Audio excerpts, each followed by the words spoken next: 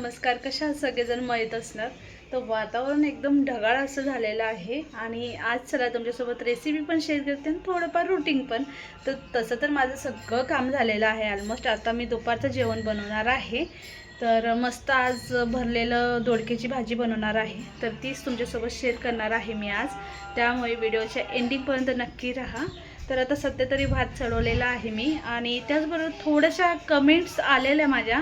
एक जो व्हिडिओ आहे माझ्या घराचा मी केलेला, त्याच्याविषयी भरपूर असे म्हणजे कमेंट आलेले आहेत. त्याविषयी पण मी तुमच्यासोबत बोलणार आहे पुढं. तर चला कंटिन्यू राहा. कधी कधी इतकी गडबड होते ना, म्हणजे खूपच.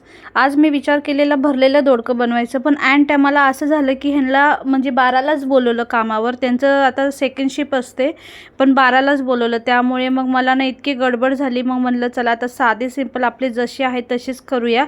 तसं तर मी भरलेलं दोडक्याचंच केलेलं सारण.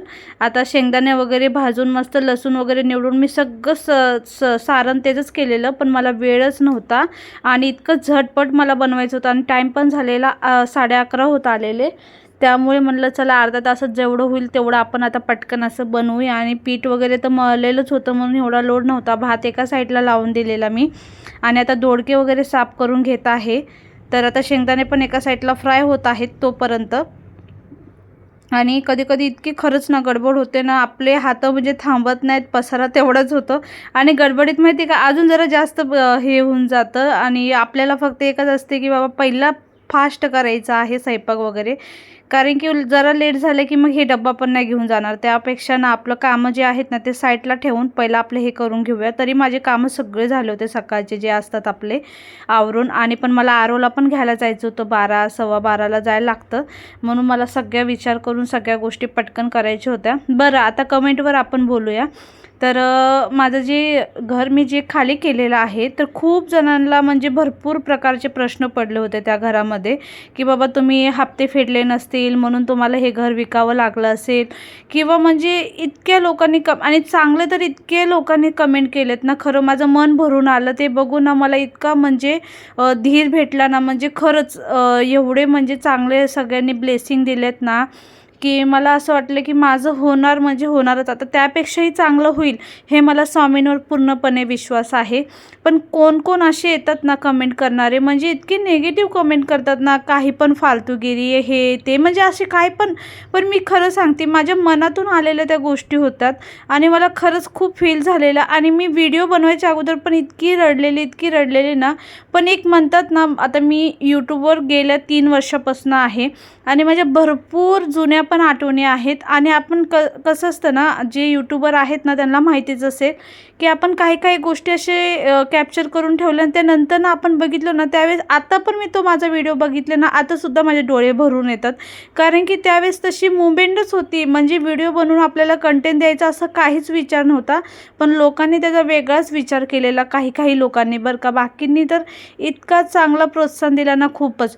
तर काहींनी तर काय बोललं माहिती आहे का, की तू तुझ्या सासू सासऱ्यांची हे कर, काय म्हणतात त्यांची सेवा कर आणि मग तुला नंतर स्वामी सेवांचं फळ भेटेल असं तसं. अरे बाबा, माझे सासू सासरे आहेत ना अजूनपर्यंत माझ्यापाशी कधी आलेलेच नाही आहेत. तुम्हाला खरं सांगायचं म्हणलं तर आम्ही जे पण काय केलेलं ना, आमच्या कष्टाने वरी केलेलं होतं ते घर. आम्ही आमच्या दोघांच्या ह्याच्या हिमतीवरच ते घर घेतलेलं होतं. आम्हाला कुणाची मदत नव्हती, काय नव्हती. फक्त आम्हाला सपोर्ट करणारं जे होतं ते म्हणजे माझी मम्मी.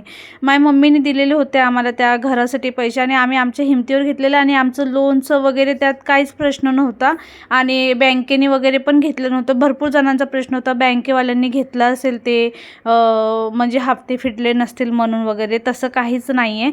पण काही प्रॉब्लेम असतात ना. आता एक जणांनी विचारलं काय प्रॉब्लेम होता, तर प्रॉब्लेम हाच होता की बाबा तिथले जे लोक होते ना, म्हणजे एकजूट नव्हते कोणीच. सगळे म्हणजे सगळे विचाराचे होते वेगवेगळ्या.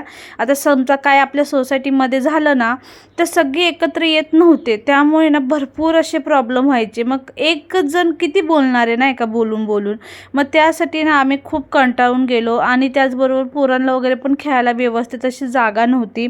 आणि कोण असतं ना बघा, म्हणजे 10 लोकांमध्ये एक जण पण खराब असल्याला सगळी बिल्डिंग म्हणजे नाव ठेवली जाते. तसंच होतं काहीतरी. त्यामुळे ना माझी इच्छाच नव्हती त्या बिल्डिंगमध्ये राहायची पण. म्हणून जाऊ दे म्हणलं नाही का, आपलं विकलं ना त्यापेक्षा आपल्याला स्वामी चांगलं देतील. आणि स्वामींनीच मला त्या घरातून काढले असं मला तरी वाटते. कारण की जेव्हा माझ्या स्वामींचे 11 गुरुवार चालू होते ना त्याच वेळेस मी त्या घरातून निघालेले आहे. आणि बाकी जे 2 माझे गुरुवार बाकी होते ते मी माझ्या रेंटच्या घरात केलेले. कारण की स्वामींनी काहीतरी चांगलंच विचार केला असेल पुढं माझ्यासाठी. ते मला म्हणजे मी स्वतःला ॲक्सेप्ट केलं त्यावेळेस. खरंच मला ना निघू वाटत नव्हतं माझ्या घरातून, इतकं मला वाईट वाटत होतं. कारण की कितीही काय केलं ना तरी रेंटचं घर ते रेंटचंच असतं आणि स्वतःचं ते स्वतःचंच असतं.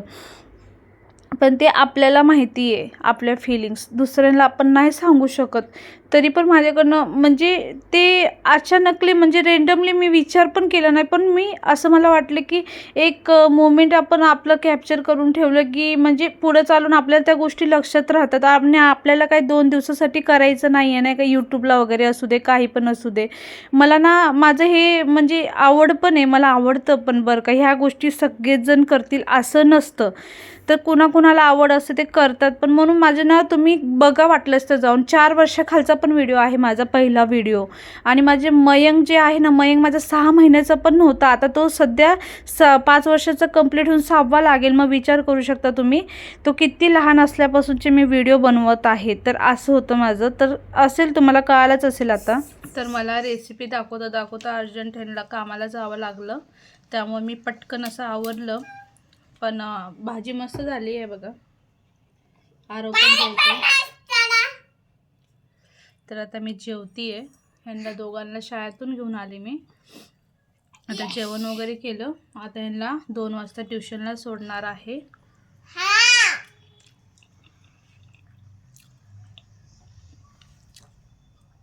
छान झाली का भाजी आरव?